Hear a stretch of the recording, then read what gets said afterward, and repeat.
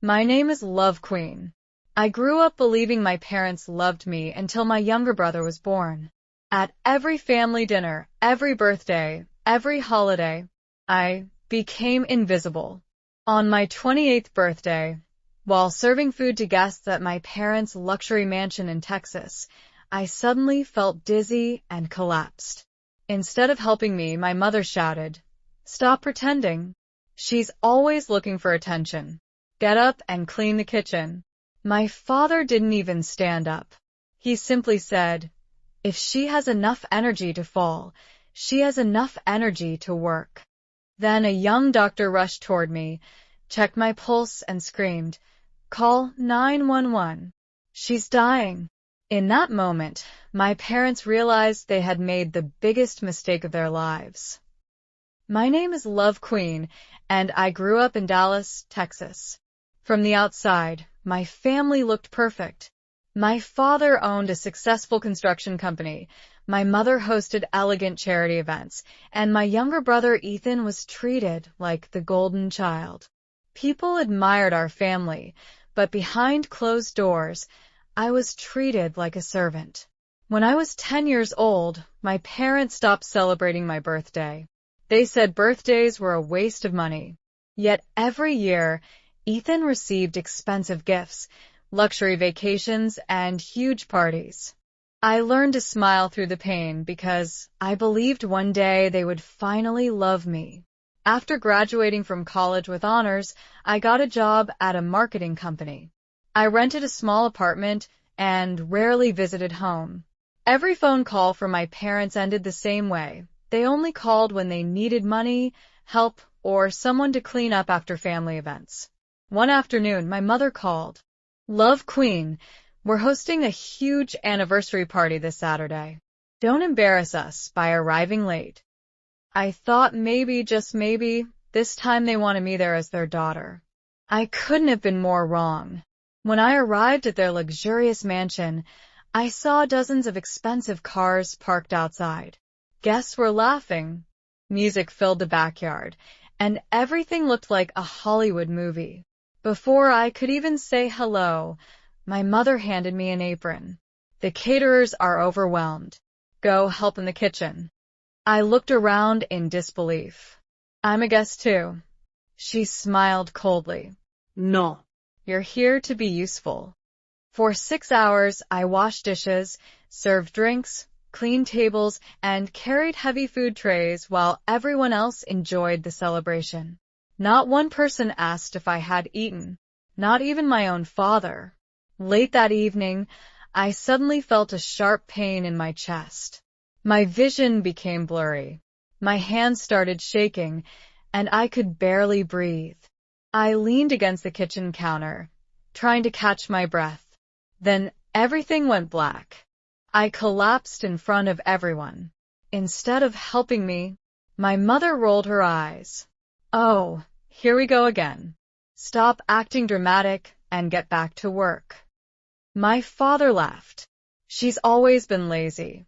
Several guests looked uncomfortable, but no one moved. Then Ethan's best friend, Dr. Ryan Carter, rushed through the crowd. He knelt beside me and checked my pulse. Within seconds, the color disappeared from his face. He looked directly at my parents and shouted, "Call 911 now. She's not pretending, she's dying." The music stopped. Every guest froze. And for the first time, fear appeared on my parents' faces. The sound of laughter disappeared instantly.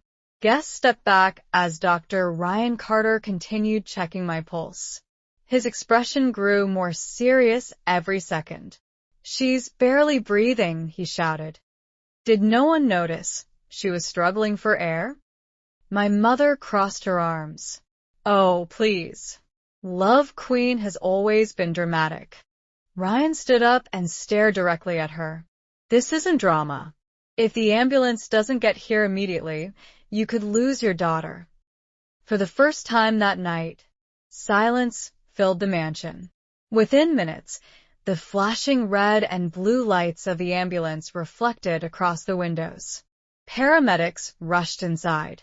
One of them attached an oxygen mask to my face, while another connected a heart monitor. The machine suddenly let out a loud warning beep. One paramedic looked at Ryan and whispered, "Her blood pressure is dangerously low." Without wasting another second, they rushed me into the ambulance. At the hospital, doctors and nurses surrounded me. Ryan refused to leave. He stayed outside the emergency room for hours. Nearly 3 hours later, a senior doctor finally walked out. His face was serious. "Who is her immediate family?" My parents stepped forward. "We are." The doctor folded his arms. "Your daughter has been living with a serious heart condition for years. Based on her condition, she's also suffering from severe exhaustion, extreme stress, and malnutrition." My father frowned. "That can't be right." The doctor looked straight into his eyes. "It is right.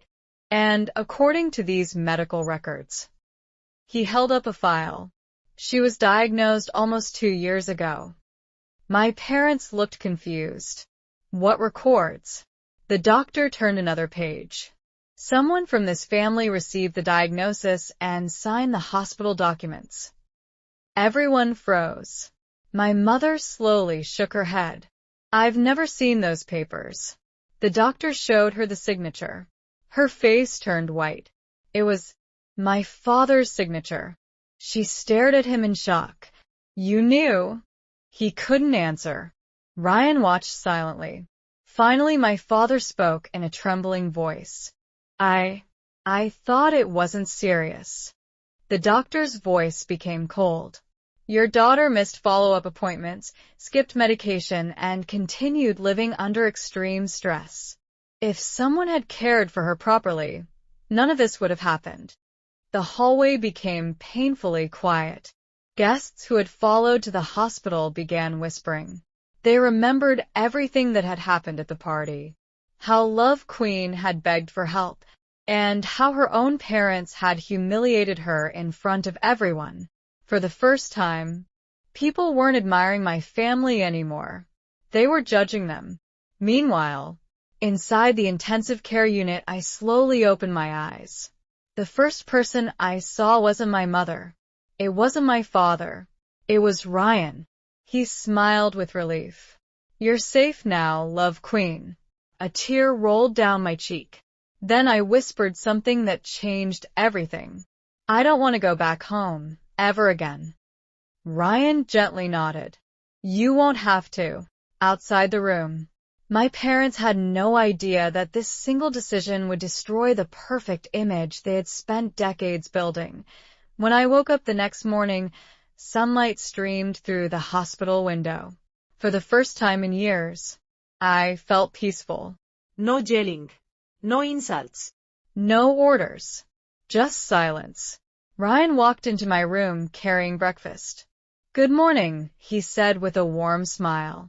"The doctor says you're getting stronger." I smiled back. "Thank you for saving my life." Ryan shook his head. "You saved yourself the moment you decided not to go back." Just then, the hospital room door burst open. My mother rushed in, crying dramatically. "Oh, sweetheart, we were so worried." My father followed behind her, looking ashamed. But I wasn't fooled. I had seen those fake tears before. My mother reached for my hand. I quietly pulled it away. The room became silent. "I don't need your sympathy," I said calmly. "I needed your love for 28 years, and you never gave it." Neither of them could answer. Then Ryan spoke. "She needs rest." My father looked at me with watery eyes. "We made mistakes." I looked directly into his eyes. No. "You made choices."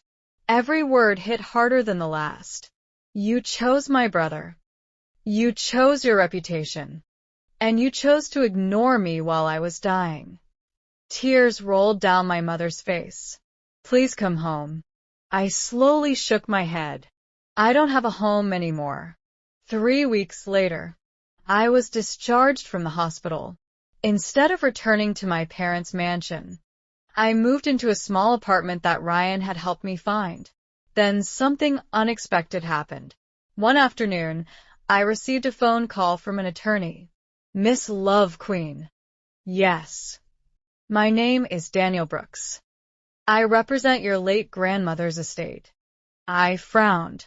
My grandmother? Yes. Before she passed away 6 months ago, she left specific instructions.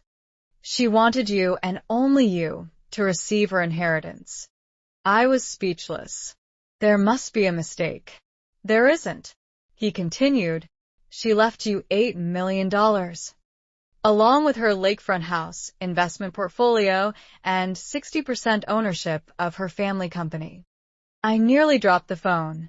My grandmother, the only person who had ever secretly believed in me, had changed my life forever. 2 days later, the reading of the will took place. My parents arrived smiling confidently. Ethan was already discussing how he planned to expand the business. They assumed everything belonged to them. The attorney opened the envelope. The majority of Mrs. Eleanor King's estate belongs to... He paused. Her granddaughter, Love Queen. The room exploded with shock. What? My mother screamed. That's impossible. Ethan shouted. The attorney calmly placed another document on the table. There is also a personal letter. He handed it to me. With trembling hands, I opened it. My dear Love Queen, if you're reading this, it means I'm gone. I saw how they treated you when no one else was watching. I stayed quiet for too long, and that's my biggest regret. This inheritance isn't just money. It's your freedom.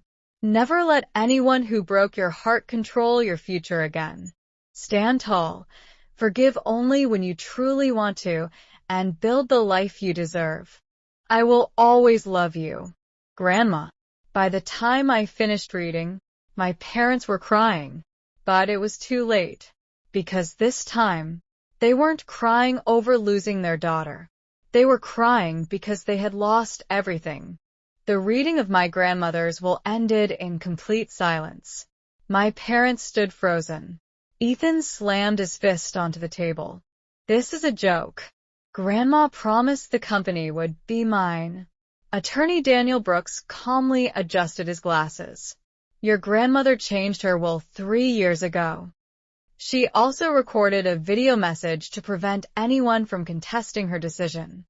The large television turned on. My grandmother appeared on the screen. She looked directly into the camera. If you're watching this, then I'm gone. I know exactly how my granddaughter, Love Queen, has been treated. I watched her work while others celebrated. I watched her cry while everyone ignored her. She never complained because she still hoped her family would love her someday.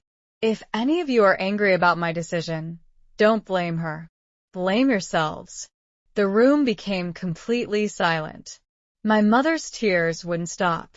My father couldn't even lift his head. Every relative in the room stared at them with disappointment. Over the next few months, the story spread across Dallas. Several guests from the anniversary party shared what they had witnessed. Videos recorded that night went viral online. Millions of people watched the moment my parents ignored me while I was fighting for my life. My father's construction company started losing major contracts. Business partners walked away. Sponsors canceled agreements with my mother's charity events. The family that once cared only about their reputation had lost it. Meanwhile, I focused on healing. With my grandmother's inheritance, I expanded her company instead of selling it. I hired honest employees and I created a scholarship program for young women who had grown up in abusive homes. I also paid for free heart screenings for families who couldn't afford them.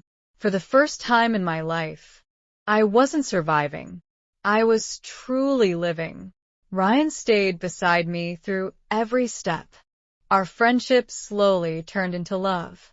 Unlike everyone else in my past, he never asked me for money. He never judged me. He simply believed in me. 1 year later, He got down on one knee beside the lake my grandmother loved. Love Queen, you've spent your whole life fighting alone. You'll never have to fight alone again. Will you marry me? With tears of happiness in my eyes. I smiled. Yes. A few weeks before our wedding, there was a knock at my office door. It was my parents. They looked older, tired, broken. My father quietly said, "We lost everything. We don't deserve forgiveness. But we're asking for one chance to apologize." I looked at them for several seconds. Then I spoke calmly. "I don't hate you anymore, but forgiveness doesn't erase consequences. You taught me that family isn't defined by blood. It's defined by love, respect, and kindness. I sincerely hope you become better people, but my future no longer belongs to you." I wished them well and walked away, not because I wanted revenge, but because I had finally found peace. 6 months later, I stood on the balcony of my grandmother's beautiful lake house beside Ryan. The sunset reflected across the water. I gently placed my hand over my heart, the same heart that almost stopped beating on the night my family abandoned me, was now beating stronger than ever. I smiled, because the greatest revenge was never making them suffer. It was proving that I could build a happier life without them.